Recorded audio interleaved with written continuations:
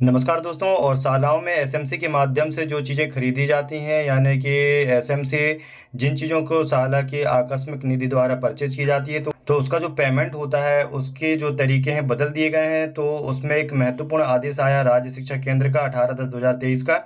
और बहुत ही महत्वपूर्ण आदेश है कि इस वर्ष जो है वो पेमेंट किस प्रकार होगा, भुगतान जो है दुकानदारों को किस प्रकार जो है एसएमसी सामान का क्रय कर सकती है।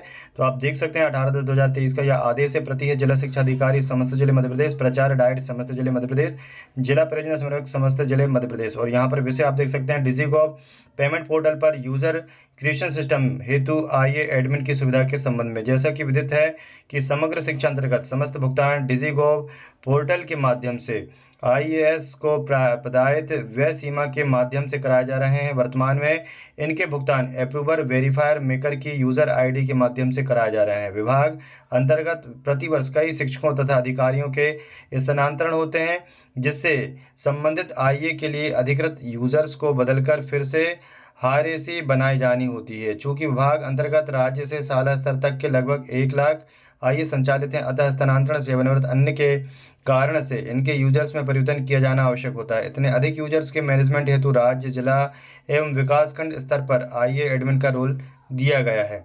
जैसे जिला स्तर के users DO DIET and ZS के एस का परिवर्तन राज्य स्तर से एवं विकास खंडों एवं छात्रावासों के यूजर्स में परिवर्तन हेतु जिला स्तर के मेकर आईडी पर आईए एडमिन तथा शाला स्तर तक के यूजर्स में परिवर्तन हेतु विकास खंड के मेकर आईडी पर आईए एडमिन की सुविधा दी गई है, जिससे इनके द्वारा यूजर्स के डाटा में परिवर्तन किया जा सकता है। तो जैसे कि आपके स्कूल में यदि किसी शिक्षक का ट्रांसफ़र हो गया है और जो कि पहले मेकर या अप्रूवर या जो भी रहा हो, मेकर रहा हो या अप्रूवर रहा हो, तो वेरीफायर रहा हो, तो इनमें से किसी का यदि ट्रांसफ़र हुआ है तो आप उसे, यदि शाला स्तर पे है तो आप उसे विकास खंड स्तर पर जा कर के सुधरवा सकते हैं। ऐसे ही जो विकास खंड में यदि कुछ समस्याएं आती हैं छात्रावास में, तो वो जिला स्तर पर उसको यानी सुधरवा सकते हैं। यानी जो शिक्षक बदला है उसको आप आवेदन दे करके, और आपका यूज़र जो है, जो मेकर है, अप्रूवर है, उसको आप यहाँ परिवर्तन कर सकते हैं। तो कार्य सुविधा तथा सुरक्षा की दृष्टि से किसी भी प्रकार के यूज़र डाटा में जैसे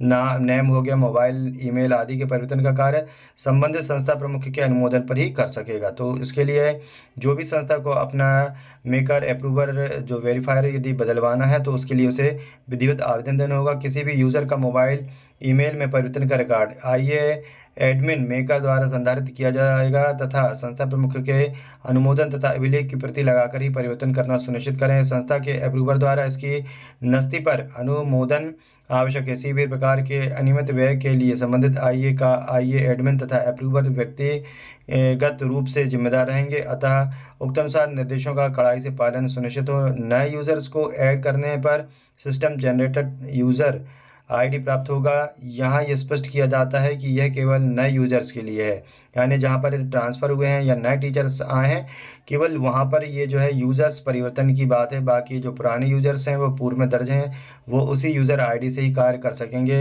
इनको परिवर्तित करने की आवश्यकता नहीं है। पंकज मोहन, नियंत्रक वित्त, राज्य शिक्षा केंद्र। तो एक महत्वपूर्ण आदेश है कि यहाँ पर नए टीचर्स ट्रांसफ़र लेकर के आए हैं, नई नियुक्ति हुई है, या ट्रांसफ़र से जो शिक्षक दूसरी जगह चले गए हैं, तो उनकी जगह जो नए टीचर्स आए हैं उनका डाटा जो है, चाहे अप्रूवर के रूप में हो या मेकर के रूप में हो, वेरीफायर के रूप में हो, उसके लिए आप विकासखंड जिला स्तर पर जा कर के और उस डाटा में सुधार करवा सकते हैं, जिससे कि एसएमसी जो सामान परचेज़ करेगी उसका विधिवत जो है वो बिलिंग और जो पोर्टल के माध्यम से दुकानदार को हो सके। तो इस प्रकार की जानकारी के लिए चैनल को सब्सक्राइब जरूर कर लें, वीडियो को लाइक शेयर करना भूलें। धन्यवाद।